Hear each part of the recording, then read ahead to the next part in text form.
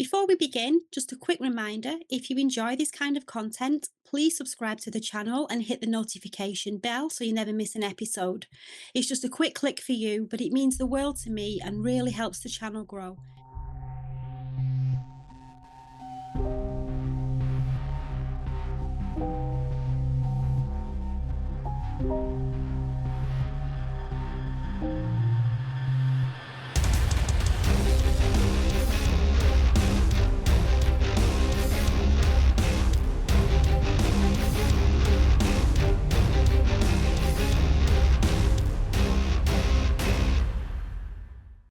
Have you ever caught your reflection out of the corner of your eye and just for a second thought something wasn't quite right? Maybe you caught a movement that wasn't yours, or your reflection didn't feel like yours, or maybe you've had that odd sensation, the one that makes you feel like you're being watched back through the mirror. Mirrors are everywhere. We trust them, we rely on them, and some people believe mirrors are portals to something beyond. And others believe that they trap energy holding on to everything that they've ever reflected. Hello and welcome to a new episode of Hocus Focus. I'm Sarah Mondaini, and as always, it's great to have you here with me again. Now, I was delighted to see how much last month's episode resonated with so many of you and how it helped you to start looking for the magic in the mundane, noticing the little moments of wonder hidden in the everyday stuff. And that's exactly the mindset that I'm going for on this channel. And if you're new here and you haven't seen that episode yet, you can catch it right here or there. I'll get that right in the edit. And you can catch it there. So definitely check it out when you have the time. Now, most of the time, we don't even think about mirrors. They're just there. We check our hair and we make sure there's no toothpaste on our face or spinach in our teeth. And maybe we give ourselves a quick pep talk before a big meeting or a date. But now and then, we catch something that makes us do a double take. The reflection isn't quite right, or the room behind you looks slightly different in the mirror than it does when you turn around. Or, worst of all, you swore you saw something move, but nothing should be moving. Mirrors have always had a kind of a weird vibe, and breaking a mirror is meant to bring bad luck. Some cultures cover them after a death so that the soul doesn't get trapped inside. And there are loads of ghost stories and fairy tales out there involving mirrors. They featured in folklore and superstition for centuries, with stories of how they're portals to other worlds or traps for wandering lost souls and objects to divine the future. Not to mention people seeing faces that aren't their own or objects in the mirror that aren't actually in the room, and mirrors fogging up for no reason.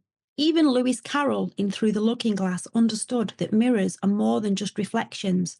In Alice's world, the looking glass was a gateway to something else, a world that looked like reality but had its own set of rules where things were reversed and logic was twisted, and Alice became an outsider in that reflection of her own world.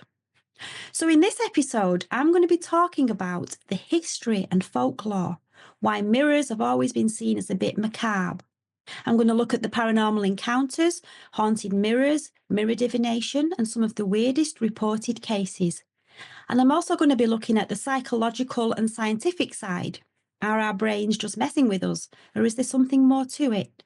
And of course, I'll be talking about those uncanny moments in our everyday life. Because if you've ever had a weird mirror experience, you're definitely not alone. So get comfy. Maybe turn your mirrors to the wall just in case, and let's get straight into it. Mirrors are more than just glass. They're objects that create a liminal space, and they show us the world in reverse. They reflect us, but never exactly as we are. And all over history, they've been seen as magical, cursed, and doorways to somewhere else. There's something very otherworldly about them, and they create a vision of reality that doesn't really exist. But the thing is, it's not just superstition, because almost every culture across the world has its own take on why mirrors are more than just glass. The Romans were particularly superstitious about them, and after a death they would cover all the mirrors in the house, and they believed that if a soul saw its reflection before moving on, it could become trapped and unable to cross over properly. In ancient China, they had something called magic mirrors, and these were beautifully crafted bronze mirrors that when the sunlight hit them just right, they would project hidden images onto a wall. Designs that weren't visible on the mirror's surface suddenly appeared almost like an illusion coming into our reality. And you can imagine how that must have looked back then, like proof that mirrors could show them something beyond what the eye can see. And then in Japan, where one of their most sacred artifacts is a mirror, the Yata no Kagami is part of the Japanese imperial regalia. And it's not just an old relic, it's a sacred mirror in Shintoism. And it's one of the 3 imperial sacred treasures that was used in the enthronement ceremonies of a new Japanese emperor. It represents wisdom, and in some translations, it represents honesty. And it's known for its ability to reveal the truth or nature of whatever is reflected in it. And the Aztecs had their own powerful connection to mirrors, but not in the kind of way we think of today. They used obsidian mirrors, which were polished volcanic glass, as tools for divination, prophecy, and spirit communication. And their god, Tezcatlipoca, whose name literally means smoking mirror, who was believed to watch the world through one of these, seeing everything in the past, present, and the future, all at the same time. So when we talk about these mirrors as liminal spaces, we're not just talking about ghost stories and superstitions. This is a thing that goes across continents and has done for centuries. And it's not just folklore. Science and psychology back this up too. Mirrors don't just reflect images, they shape identity. And in psychology, there's this idea called the mirror stage. And it's at the moment a baby looks into a mirror and recognizes its own reflection for the first time. And that moment is a turning point because suddenly the child sees itself as a whole person, separate from everything else. And that mirror image becomes the foundation of their sense of, I am. So mirrors are more than just things that we look into to check our hair. They also define how we see ourselves. And that could be one of the reasons why they make us uneasy sometimes. They don't just show us what's in front of them, but they reflect who we are. And that begs the question, if mirrors are just neutral objects, why do so many cultures fear them? And that brings me to some of the strange mirror superstitions that we still hear today. Take the classic break a mirror and you'll have 7 years bad luck. Everyone's heard of that one, but where does it come from? Well, this one goes back to the Romans again. They believed that life ran in 7-year cycles and that a person's reflection wasn't just an image, it was a piece of their soul. So break a mirror and you weren't just damaging the glass, you were damaging yourself. And since it took 7 years for a soul to regenerate, that's how long you'd be stuck with the misfortune. But mirrors don't just hold bad luck, they were believed to hold something else. They've long been tied to the dead, with spirits that become trapped and the belief that if a soul sees itself in a mirror after death, it might never move on. And here's something else to think about. When a mirror reflects a dead person, he's not looking back at his reflection. And so the mirror has nothing to reflect to the person in the mirror. It's just an empty, unresponsive image. And it's one of the reasons that mirrors and death have been brought together in folklore. Take the vampire. He doesn't cast a reflection, not because he's invisible, but because he's dead. So if nothing looks back, what does the mirror really see? The absence of a soul, perhaps? Victorians had their own take on this superstition. In a house of mourning, mirrors were always covered because if they weren't, the soul of the deceased might catch its reflection and become trapped inside, unable to move on. And they believed that the smooth, reflective surface could entice a wandering spirit and trap it there forever. And that's why they say you should never have a mirror facing your bed, because while you sleep, your soul leaves your body when you astral project. And if it catches sight of itself in the mirror, it might not find its way back. It's amazing, isn't it? How deeply mirrors have been tied to the idea of souls, spirits, and the other side. Mirrors aren't only seen as traps for wandering spirits, they've also been used as protection. In folk magic, mirrors can work as apotropaic tools, objects that ward off harm, reflect negativity, and turn away bad intentions. You can place a small mirror near a window to send any unwanted energy back where it came from, like a shield protecting your home. Some people, myself included, even wear decorative mirrors or small reflective surfaces built into jewellery or clothing as a way to deflect bad luck, ill will, or the evil eye. But not everyone uses mirrors for protection. Sometimes they're used to invite something in. Take Bloody Mary, a game played by kids at sleepovers, where you stand in front of a mirror in the dark, you say a name 3 times and you wait, and the legend says that she'll appear in the glass, sometimes just as a flickering shadow with a twisted face reaching out as if she's trying to get through. But calling a spirit through a mirror goes way back further than a kid's game. Mirrors have always been used for scrying. Now, whether you believe in that kind of thing or not, there is something fascinating about it. The idea that a reflective surface could be a tool, not just to see yourself, but to see something else entirely. And if you're thinking, right, well, my mirrors are staying firmly the wrong way around from now on, then I don't blame you, because it crossed my mind too while making this episode. I know that mirrors have been feared, respected, and used for magical purposes and seen as portals to other realms. But the question is, what exactly are they letting in? And more importantly, can they let that something back out again? Let's take a look at some of the strangest and unsettling mirror experiences people have reported. Now, it's one thing to talk about folklore and superstition, but it's another thing entirely when people start experiencing strange things with mirrors, when they see something staring back at them that shouldn't be there. And there's plenty of haunted objects out there, but mirrors seem to have a special kind of creepiness. Maybe it's because they feel like you're not just looking at something, but you're looking into something. And in some cases, people have reported looking into a mirror and seeing something that won't go away. Now, if you're looking for a mirror with a reputation, you don't have to look much further than the Myrtles Plantation in Louisiana. It's one of the most haunted houses in America, and the house has plenty of ghost stories. But one object inside has drawn more attention than anything else, and that's a mirror. But it's not just any mirror, because according to legend, this one holds the trapped souls of a woman and her children that for whatever reason never moved on.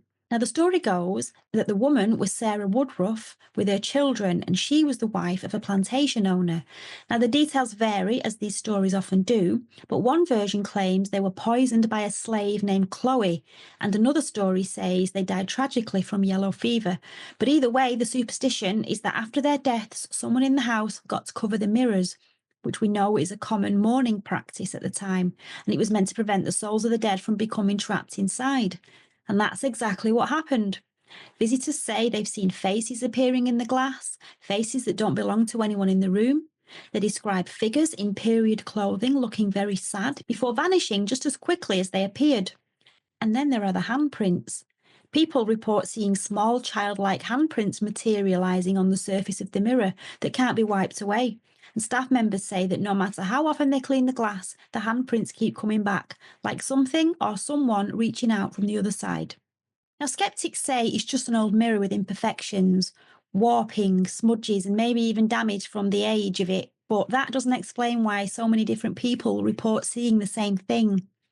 Or why, for some, the feeling of standing in front of that mirror is so intense that they refuse to look into it, or they can't look into it for more than a few seconds.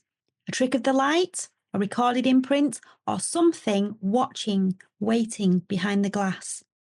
So there are plenty of stories where mirrors seem to act as windows to something beyond our world, faces appearing where they shouldn't, reflections moving on their own. But what happens when people deliberately try to use mirrors to contact the unknown? Some paranormal investigators have tried mirror experiments, setting up mirrors in haunted locations to see if anything manifests. Figures have appeared, and others have seen their own reflections distort and change into something else. There are cases where mirrors have shown shadow figures, strange lights, and even fully formed apparitions that disappear when the person turns around. And then there's something known as the psychomantium, which is a technique that was popularised by Dr. Raymond Moody, who coined the term near-death experience.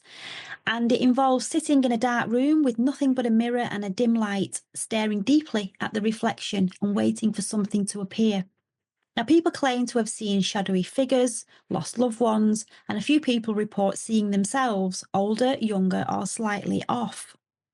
And of course, the skeptics argue that this is nothing more than a mix of the Troxler effect, with the brain filling in missing details, which I'll talk a bit more about later on.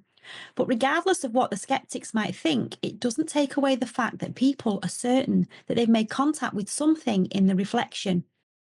So whether the psychomantium is a technique for accessing the subconscious or an actual means of reaching beyond the veil, mirrors continue to be used as more than just glass. And it's easy to dismiss these things until one happens to you. Mirrors aren't only seen as haunted objects, they're also used as tools for divination and communication with beings in the supernatural realms. And no one took this idea more seriously than Dr. John Dee. Dee was an advisor to Queen Elizabeth I. He was a mathematician and an astronomer, and a man deeply immersed in the esoteric. But he didn't just study magic, he also practiced it, and at the heart of his most mysterious work was a mirror, a black polished obsidian mirror believed to have come from the Aztecs. Now, how Dee came to possess such an object is something of a mystery. The Spanish conquest of Mexico had only happened a few decades earlier, and obsidian mirrors like this were sacred to the Aztec priests, used for divination and seeing beyond the physical world. And as I mentioned earlier, their most feared and revered deity, Tezcatlipoca, was a smoking mirror god, a being associated with sorcery, fate, and the ability to see across time. So how did a mirror, once potentially used in Aztec rituals, find its way to an Elizabethan magician's table? Well, some historians believe it was looted and brought back to Europe as treasure from the New World, and other historians believe Dee sought it out deliberately, knowing that obsidian mirrors had been used for scrying long before he ever put his hands on one. And he, along with his fellow scrying partner Edward Kelly, used the mirror in elaborate rituals, believing it allowed them to communicate with angels. And in trance-like states, Kelly would gaze into the mirror while Dee recorded the messages, and eventually they formed what was known as the Enochian, which was an entire angelic language dictated through the glass. And that mirror still exists. You can see it today at the British Museum, displayed alongside other artefacts of Dee's work. A smooth black obsidian surface, dark as ink, once held in the hands of an Elizabethan occultist who believed it was a gateway to the divine. First used by the Aztecs, then by John Dee to contact beings from the spiritual realms.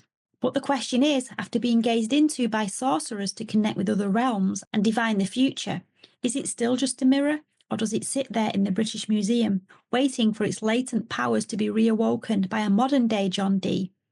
Now, I'll put the link in the description to that mirror in the British Museum so you can go and have a look. Now, I've got to ask, have you ever had a weird experience with a mirror? The feeling of being watched or seeing something in it that wasn't quite right? Maybe even looking at your reflection and for a second not even recognising yourself? Because I've heard plenty of stories from people who have. And one that stuck with me was from someone who told me they had a mirror in the bedroom growing up. Perfectly normal. Nothing odd about it, until one night they woke up and saw something moving in it. Not in the room, but in the mirror. It was a shadow sliding across the surface, and they said that they sat up, heart pounding, staring at it, trying to convince themselves they were just imagining it and it wasn't there. Then it stopped, and they swear they saw whatever it was blink at them. And after that, they couldn't sleep with the mirror uncovered, and honestly, I don't blame them. So what is it about mirrors? Why do they seem to be hotspots for the unexplained? There's a theory that mirrors are portals where energies or entities can slip through. And if you think about it, mirrors don't just reflect light, they reflect energy. So if a location is already haunted, could a mirror just be amplifying that? Or are they traps? Perhaps they don't just reflect. Perhaps they absorb and can hold on to emotions, events, and even spirits, like a recording. And then there's the creepy idea of doppelgangers and alternate realities. And in many cultures, they believe that your reflection isn't just light bouncing off glass, it's a version of you in another world. Whatever the reason, one thing's certain, mirrors have a way of making us question what's real. And if you ever catch something in a reflection that shouldn't be there, maybe it's best not to look too closely. Mirrors are everywhere. In our homes, in shop windows, in the black glass of our phone screens. They don't just reflect, they show. They present an image which we take for granted, a version of ourselves we trust to be accurate, even though it never is. No one will ever see you the way you see yourself in a mirror. Your reflection is flipped. The details you focus on, the tiny imperfections, the things you think should stand out, they don't look the same to anyone else. And yet we spend a lifetime staring at our reflections, studying them, critiquing them, trying to make sense of the face looking back. Mirrors don't just influence how we see ourselves, they influence how we think about ourselves. How many of us have stood in front of a mirror and adjusted our posture, our expression, practicing the version of ourselves we want the world to see? How many times have we caught a glimpse of ourselves unexpectedly and felt shocked because for a split second we didn't recognise ourselves? And then there's the modern mirror, the one in our pockets. Our phones reflect us in even more distorted ways. Filters, angles, lighting tricks. Mirrors used to show us an image of reality, but now we edit, tweak, and refine. We craft a version of ourselves that we think looks better, more polished, more acceptable. But what happens when the image we create starts to feel more real than the one in reality? Maybe this is why mirrors have always had a kind of power over us. They show us what we want to see, and sometimes they show us what we don't want to see. There are stories of people becoming obsessed, even consumed by their own reflection. It's a phenomenon that borders on delusion, vanity, and even madness. People have spent hours, days staring into mirrors, unable to look away. In Greek mythology, Narcissus was a hunter, blessed with extraordinary beauty, but it was his beauty that led to his downfall. He was the son of Cephisus, the river god, but he cared for no one but himself. The gods decided to punish this. They decided to punish his vanity and cold-heartedness in the most fitting way possible, by making him fall in love with something he could never possess. One day, Narcissus came across a still pool of water and for the first time saw his own reflection. He was obsessed, his heart lost to an image that could never love him back. He refused to look away, neglecting food, water, even sleep. He sat by the water's edge, consumed by the face staring back at him. His body withered, his strength faded, and eventually he died, still looking at himself. At the place where he died, a single flower bloomed, the narcissus or daffodil, forever marking the spot where vanity turned to obsession and became his fatal undoing. Mirrors reveal age, imperfections, the passage of time. They reflect our moods back at us, sometimes catching us in a moment that we'd rather not face. Think of the mirror in Snow White. It speaks, it knows, it doesn't just show the queen her face, it tells her the truth that she doesn't want to hear, a truth that twists her mind and fuels her jealousy and ultimately seals her fate. The mirror is a presence, a watcher, a judge. It's the thing that reveals what's hidden beneath vanity and control, what's lurking behind our carefully crafted illusion. And isn't that the real fear of mirrors? That they don't just show us ourselves, but something else, something honest, something raw, something that we're not ready to see.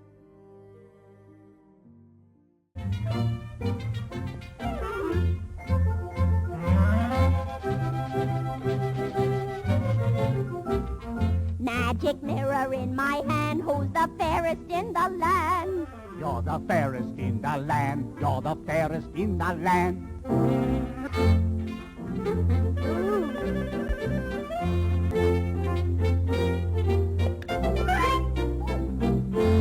Magic mirror in my hand, who's the fairest in the land?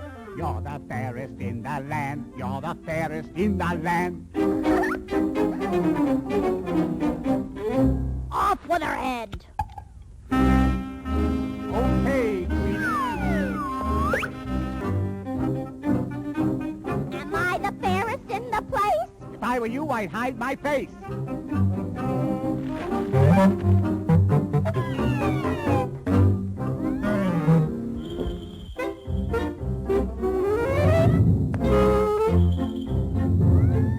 Magic mirror in my hand, now who's the fairest in the land? You're the fairest in the land.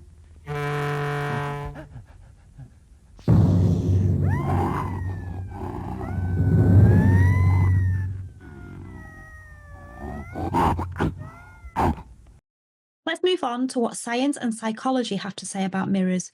Because while some of these experiences are definitely paranormal, others could just be our own brains messing with us. There are actual scientific reasons why mirrors sometimes seem a bit off. Distorted reflections, strange faces, even the feeling that you're not looking at yourself. And some of these things can be explained by how our brains process images, light, and identity. Now, does that mean everything I've talked about so far has a logical explanation? No, of course not. But it's definitely interesting to see where science and the supernatural start to overlap. One of the simplest and weirdest things that can happen when you look into a mirror is that your face starts melting or shifting or looking wrong, and it's known as the Troxler effect. It's a quirk of how our brains process visual information. So basically, when you stare at something for too long, especially in dim light, your brain starts tuning out details. And it's the same reason why if you stare at a word on a page for ages, it starts to look like it's spelled wrong. Now apply that to a mirror. If you sit in front of one in low light and stare at your own face for long enough, your brain starts filling in the gaps, distorting what you see, and your eyes might seem too big, your mouth might stretch, and you might even see someone else's face looking back at you. And this exact effect is behind loads of those old horror games like Bloody Mary. You're in a dimly lit room staring into a mirror, saying a name over and over, and after a while, your brain starts to glitch and shadows shift and features morph, and suddenly you're convinced you've summoned something. Then there's something even stranger, when people genuinely don't recognize their own reflection, and that's called the Capra delusion, and it's a rare condition where someone believes that a person they know or even themselves have been replaced by an imposter. They look in the mirror and they think, that's not me. Now, the reflection looks like them, but they don't feel connected to it. Most of us don't experience that full on, but we do get the odd sensation sometimes that our reflection is just slightly wrong. Psychologists reckon this is because mirrors mess with how we perceive identity. We get used to seeing ourselves in photos or in passing reflections, but when we see ourselves properly and we look at ourselves properly, uninterrupted, it can feel unnatural. And this is where things get even weirder. Some researchers believe that the human brain is hardwired to feel uneasy about things that look almost human but not quite right. And that's called the uncanny valley effect. And we see this in eerie dolls, CGI characters that look too real, and also in mirrors. And there really is something creepy about faces that look almost human but not quite. Now, you know the ones I mean, the AI-generated people that pop up in weird stock images, or the ones that you see in fake social media profiles. There's something about them that just feels wrong. The term comes from robotics research, and its findings have shown how the more human-like something becomes, the more creepy it is when it doesn't look quite right. Our brains expect perfection or obvious artificiality, but when something is just on the edge of realism, it triggers an instinctive sense that something is off. This is why bad AI-generated images of people can feel creepy as hell. They're close to looking real, but the imperfections, the soulless expressions, the fingers multiplying, the razor-sharp teeth and empty smiles, backgrounds distorting, pushes them into horror territory. But we don't need AI to experience that feeling. Sometimes we get the same thing just by looking in the mirror for too long. So it's not always the mirror that's unsettling. It could sometimes be that we don't really know ourselves as well as we think we do. Now let's talk again about scrying. People have been using reflective surfaces, mirrors, water, polished stones to try and see visions for centuries. Scrying taps into the subconscious. And when you stare into a mirror or a reflective surface long enough, you enter a kind of altered state. Like hypnosis, your subconscious is able to speak with you and help you see things from other perspectives and show you things that you wouldn't normally see in the waking state. And that's how divination works. Now, this is very similar to what happens in meditation, deep trance states, or even hypnagogia, the weird dreamy space between sleep and wakefulness. People in these states report seeing figures or having visions and experiencing out-of-body sensations. And in that hypnagogic state, those first moments after waking, I sometimes feel like I've got one foot in this world and the other somewhere else. And I think that's because at that point, my consciousness is still out there in the dream world while my body's just waking. And if you're lucid enough, it can be the perfect moment for inspiration. But for me, most of the time, it's just weird and I can't tell what's real and what are strange little micro dreams that you slip in and out of in that state. There's a phrase in the Talmud that's been quoted in countless books over the years, and it ties into everything we've been talking about. We do not see things as they are, we see them as we are. And there's definitely something to that, and it's why sometimes we take an instant dislike to someone who's never actually done us any harm. More often than not, it's because we see something of ourselves in them, something we don't want to acknowledge, or we're projecting parts of ourselves onto them instead. And that gets me thinking, a mirror reflects the way we see ourselves, because what we see staring back isn't just our face, it's our emotions and the nuances of our gaze, the little things that we might not even realise. And the mirror catches those micro expressions that we don't want to show others. So, in the end, mirrors don't just reveal our image, they reveal us, warts and all. So, science or something else? What do you make of all that? On the one hand, there are perfectly logical reasons why mirrors can be weird. Our brains glitch, our eyes adjust to dim light in weird ways, and reflections can mess with our sense of identity. But on the other hand, well, science can explain some things, but does that mean it explains everything? Because let's not forget, sometimes things happen with mirrors that logic just doesn't explain. Like when you actually see something move that shouldn't have, or when your reflection looks like somebody else completely, science might not be much comfort. So, whether you think mirrors are just glass and light or something more, it's probably best to treat them with a little respect. So I've talked about the history, the folklore, the hauntings, and even the science of mirrors. But most of us don't own some ancient cursed mirror with a tragic backstory. We're not performing scrying rituals by candlelight. But that doesn't mean we don't have our own weird little moments with mirrors. Most of the time, we shake it off, just our imagination, trick of the light. But still, you noticed it, didn't you? And today, mirrors don't just hang on walls. Now we carry them in our pockets, as phone screens, in darkened windows, in video calls that sometimes glitch just for a second, making you wonder if you saw something. Our ancestors feared mirrors in their own way, and we do too, in our own way, through digital mirrors. Now, if you look at mirrors through the old Fortean eye, things get even more interesting. For one, they're the perfect liminal objects. They exist between reality and reflection, showing the world but in reverse, and they give us a version of reality that doesn't actually exist. So, if liminal spaces are those strange in between places where the unexplained tends to slip through, then surely a mirror, something that constantly absorbs and reflects, counts as a liminal space too. And then there's the way we see things in mirrors, faces in reflections, odd shapes, little patterns that seem too perfect to be a coincidence. Psychologists call it pareidolia, where our brain's natural tendency to see faces or patterns in randomness. And it's why we see shapes in clouds and why people claim to see figures in static, or why a smudge on a window might start to look like a ghostly figure. But what if pareidolia isn't just a trick of the mind? What if sometimes we're actually recognizing something that's just at the edge of our perception? Because after all, Forteana is about questioning reality and looking at those odd little moments, the ones that we're so quick to dismiss, and asking, what if there's something more to this? Now, technically, the New York Dublin portal wasn't a mirror, but it felt like one. The giant interactive screen that connected people in both cities in real time. On one side, you stood in New York, on the other, someone in Dublin waved back. A live, open window between two places, it was meant to be a symbol of connection, a way to bring strangers together across the ocean. But did you notice how quickly people started describing it as weird? And there really was something weird about it. It wasn't just the usual internet oddness, people waving, holding up signs, or messing about. It was the fact that sometimes what was on the other side didn't feel quite real. Maybe it was the way faces got distorted in the screen's feed, flickering in ways that they wouldn't in real life, or the strange feeling of looking into another place but never being able to get there. A doorway you could see but never enter.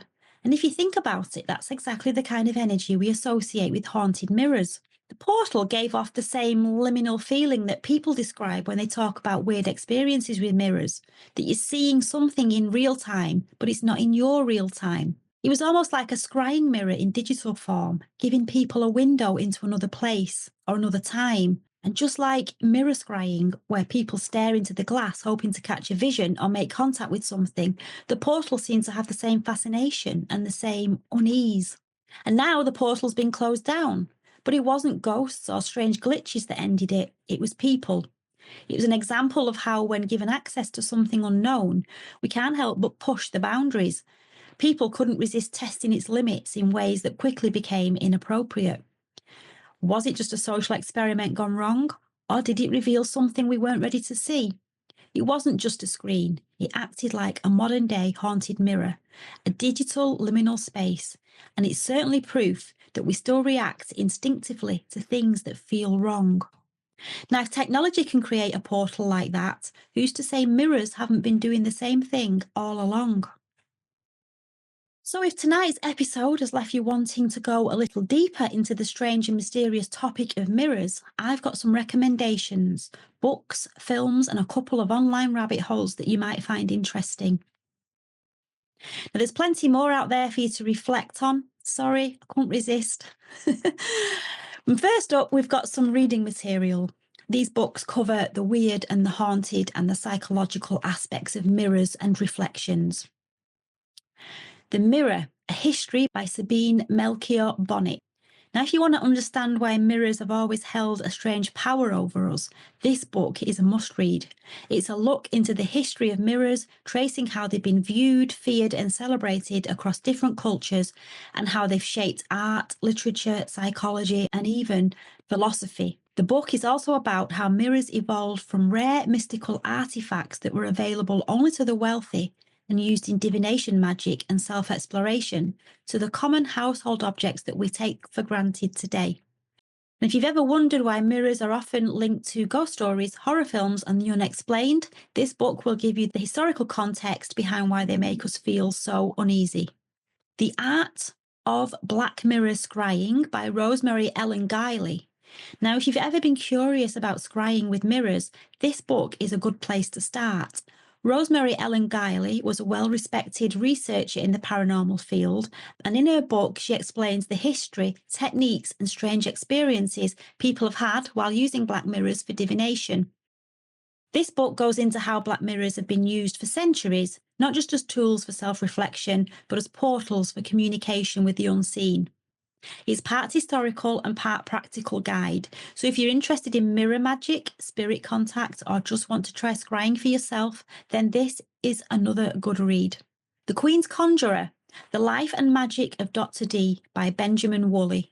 This looks at Dee's life from his work as Queen Elizabeth's trusted advisor to his obsession with scrying, alchemy, and angelic communication.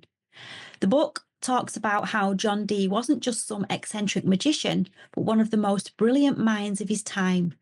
A man who genuinely believed he was decoding messages from higher realms. And his experiments with scrying mirrors and his famous Enochian language are very interesting to read about. Now, this one's part biography and part history of Renaissance magic, and it gives real context to why Dee's mirror is still so infamous today. If you're interested in the occult history behind one of the most mysterious figures in science and magic, then this book is definitely worth reading. Now I've got some films for you, because mirrors are perfect for horror and psychological thrillers, so naturally there's some great films on the subject too. Oculus from 2013, directed by Mike Flanagan, takes the idea of a haunted mirror into psychological horror. The film follows a cursed antique mirror that warps perception, manipulates memories, and creates illusions that are so convincing that neither the characters nor the audience can tell what's real. What I liked about Oculus was its non-linear storytelling. The film kind of unfolds in two timelines, the present and 11 years earlier, both running in parallel throughout flashbacks. And this non-linear format of the film mirrors the way the cursed object distorts time and memory, with the characters not knowing whether what they're experiencing is real or made up by the mirror's influence. So Oculus plays on the fear that mirrors don't just reflect, they influence. And if you like slow burn horror with a creeping sense of dread, then this one is for you. Next, I've got Mirrors from 2008, directed by Andre Aya. And it takes the classic haunted mirror trope into a full-blown supernatural horror. And Kiefer Sutherland plays a security guard who begins seeing distorted, terrifying versions of reality in the mirrors of an abandoned department store. But only in the reflections. The mirrors don't just show eerie visions, they also manipulate reality. So if something happens in the reflection, it also happens to the person in real life. And it's another chilling film about the idea that mirrors aren't just reflective, but also sentient forces, watching, waiting, and trying to break through into our world. And if you've ever felt uneasy staring into a mirror too long, this film plays on that exact fear, showing you that what's looking back might not just be a passive reflection, but something far worse. And then I have Doctor Strange from 2016, directed by Scott Derrickson. Now, while this is a Marvel superhero film, Doctor Strange plays heavily with mirror symbolism and the idea of reflections as portals to hidden realities. And one of the most impressive concepts in the film is the mirror dimension, which is a separate plane of existence where the laws of physics are warped and space-time bends infinitely and actions don't affect the real world. Now, this ties in directly with the ancient folklore about mirrors as gateways and of the folklore of spirits being trapped in mirrors. The mirror dimension in Doctor Strange is a place where beings can be held, knowledge can be hidden, and reality can be manipulated. So if you're interested in the Fortean idea that mirrors hold more than just reflections, Doctor Strange gives a mind-bending take on the concept. And it's a visually stunning film and goes into the idea that reality might have a mirrored version. And if you want something a little more, there are plenty of strange and eerie mirror-related sources lurking around the internet. The Gettysburg Museum of Haunted Objects, which houses historically significant haunted artifacts, including mirrors, have had some visitors claiming to have seen distortions in the reflections and even shadowy figures appearing in the glass. And for those who aren't local to it, I'm sure there are lots of YouTube videos of the place. The Psychomantium Project, which is an ongoing research initiative by the Psychical Research Foundation studying mirror gazing as a tool for spirit communication and altered states of consciousness. The project looks into the psychological, parapsychological, and spiritual dimensions of mirror gazing with reports from participants who claim to have seen apparitions, shadow figures, and deceased loved ones. And then we've got Reddit's Paranormal Mirror Encounters thread. Now, if you want first-hand experiences, this is a goldmine. People share the weirdest mirror-related stories, from the classic, I saw something move, to full-on, I saw my reflection blink when I didn't. And it's worth a browse if you want to see how many people have had similar uncanny experiences. But of course, it's Reddit, so you'll find a mix of genuine experiences, urban legends, and the occasional troll sneaking in a creepypasta. But even with the embellishments, there's plenty of stories that feel just a little bit too real to ignore. So whether you take them with a pinch of salt or see them as proof that mirrors are more than they seem, the thread is an entertaining and sometimes chilling read. So if you fancy a bit of extra reading or watching, I've given you plenty there to go on. So tonight, I've looked at the strange and eerie subject of mirrors, from their roots in folklore to real-life hauntings to the tricks that our brains play on us, and I've also looked at how they are liminal objects. What's clear is that mirrors are never just mirrors. They reflect more than just light. They reflect stories, fears, beliefs, and sometimes things we can't explain. They're used for divination and as a way to look beyond the veil. Some people believe they're traps capable of holding spirits, and science? Well, science tells us that our brains love to mess with us, that what we think we see might just be a trick of perception. But let's be honest, science may explain some, but not all of the weirdness of mirrors, and science doesn't make it feel any less creepy when you do catch something in the reflection that shouldn't be there. Now, you don't have to believe that mirrors are haunted to find them fascinating, but if there's one thing Hocus Focus is all about, and that is looking at the world through my Fortean pair of glasses, questioning the things that we often take for granted and the things that slip through our attention because we're busy with the everyday stuff. So next time you look in a mirror, take a moment, really look, and ask yourself, what if there really is more than just your reflection staring back? Now, I'd love to hear from you. Have you ever had a strange experience with a mirror? Drop your stories in the comments. I'll be reading through them, and who knows, maybe I'll even feature some in a future episode. So please keep the conversation going down in the comments. Now, if you enjoyed this episode, don't forget to like and subscribe. There's plenty more weird and wonderful topics on their way to you. Now, this episode was a bit of a bonus treat, an extra episode to say thank you for your support. But I'll be back on my regular schedule on the first Sunday of April with a brand new episode looking into something that I think feels like a natural extension of tonight's topic, and that's doppelgangers. Because if mirrors can distort your reflection, what happens when you come face to face with yourself outside the mirror? So make sure you hit the notification bell so you don't miss the episode when it goes live, and trust me, you won't want to miss it. And of course, if you liked this episode, give it a thumbs up and share it with somebody who'd enjoy a bit of Sunday evening strangeness. And I'll see you next time. Until then, just remember, the mirror only shows what's in front of it, or at least that's what we tell ourselves. Stay strange.